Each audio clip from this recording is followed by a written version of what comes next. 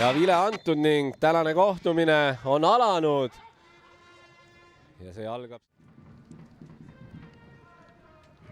Ette posti ohtlik.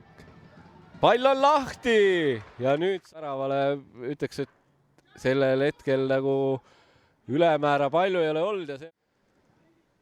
et esimene kindla peale siin ära mängida ja lööb. Burjanaatse, kas läheb kohe seal Berki üllatama? Ja nii on, aga Godwin ja seal on Burjanaatse vahel ja Burjanaatse saab esimest korda selle ruumi kasutatud, seal on kollase kaardiga Kõrre vastas. 4 meest müüris ja vaatame. Ja oi, kui saab transpalli keskväljale koos Usko. Ei õnnestu minna, aga Keero läheb, võtab veel selle palli. Ja nüüd löök ka, ei olnud paha üritus. Nüüd tuleb see transi võimalus. Aga Keero natuke liiga väravast eemale jooksis. Toke! Ja aga sinna Slein ei jõua. Ja Berk saab palli kätte. Ja see kohtumine lõppebki 0-0. Esimene poolaeg oli uimane, teiseks poolajaks mõlemad meeskonnad tegid siin väikse vigade paranduse. Mark Maksimkin, teie jaoks siis 2 mängu järjest nüüd peetud.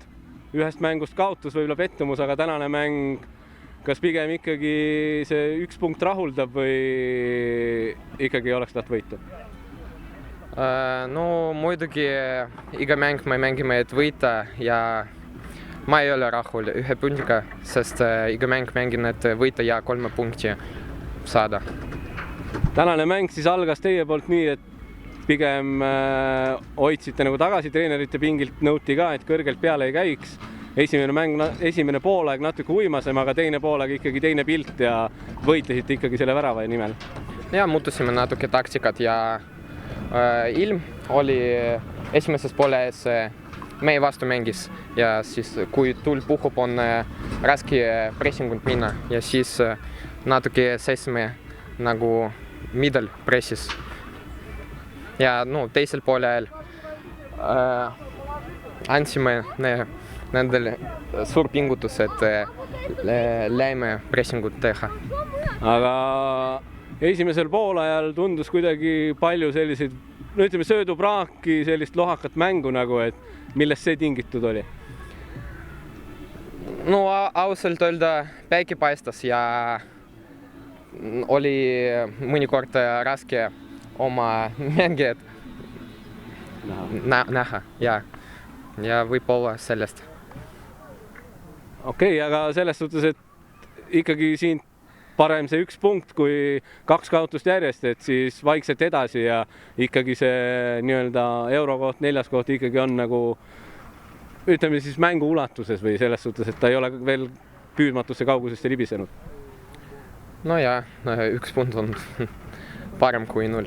Ja siis töötame edasi, meil on veel 8 voorud ja peame andma kõik ennast maksimum, et saada tabelis midagi hea. Aga tänud ja edu järgmisteks mängudeks. Ja nüüd siis tuleb siia Kalju tänane peatreener Artjom Artjunin. Artjom, teie jaoks siis pigem see 1 punkt selge pettumus täna? Ei, no loomulikult, et ikkagi tulime siia võidu järgi. Aga mille taha siis võit võis jääda nii-öelda?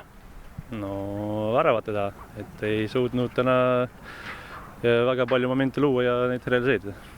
Et esimene poolaeg justkui Trans lasi teil rohkem mängida, tagant alustada, sedasi kergelt keskelt said keskvälja kinni, siis olite sunnitud rohkem äärte pealt mängima, et tekitasite nagu rohkem teravust ja tuli nurgalööke hästi palju. Need minu silmis ei õnnestunud kõige paremini, aga teiseks pooleks nad muutsid taktikat ja siis justkui see mäng võrdsustus ja teil ei olnud seda ikkagi keskelt nagu teravust läbi. Ja, et esimene poolaeg natukene saime rohkem palliga olla, aga ütleme, Narva on selline spetsiifiline meeskond, kes pressib sind üle välja, et sul ei ole liiga palju nagu aega palliga olla, et sa pead seda palliga kiiremini tegutsema ja leidma need lahendused ettepoole. Teine poolega nad läksid kõrgemalt pressima, sest neil tuul oli all, et meil oli natukene raskem see pall ette saada.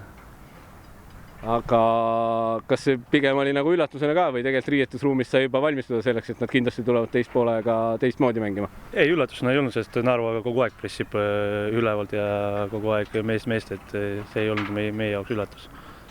Aga üldiselt väravate taha jäi, tegid küll siin topeltvahetusi ja võib-olla kui vahetusmängijad tulid, siis justkui oli nagu lootuskiirt, et see värav tuleb kusagilt ära, aga natuke jäi puudu ja siis see mäng nagu kohe võrdsustus jälle, et selline paar minutit pärast vahetusi nagu justkui oli ülekaalu, aga siis jälle nagu tõmbas see mäng võrdseks tagasi. Ja, et proovisime natukene värskust juurde tuua, natukene tugevamaid meie ette saada, aga võib-olla ei tulnud nad kõige hästi mängu sisse. Aga selline justkui Paidega see 1 punkt, nüüd täna 1 punkt, et pigem siis ikkagi kaotatud 4 punkti nende 2 vooruga. Ei, ütleme, me ei mänginud, ma ei tea, mingide nõrkade satside vastu, et ma arvan, et täna ka on see viik õiglane tulemus, aga loomulikult tahtsime võita.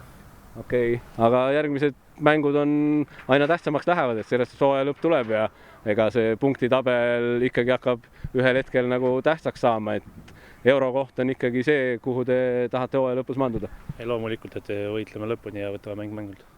Aga aitäh!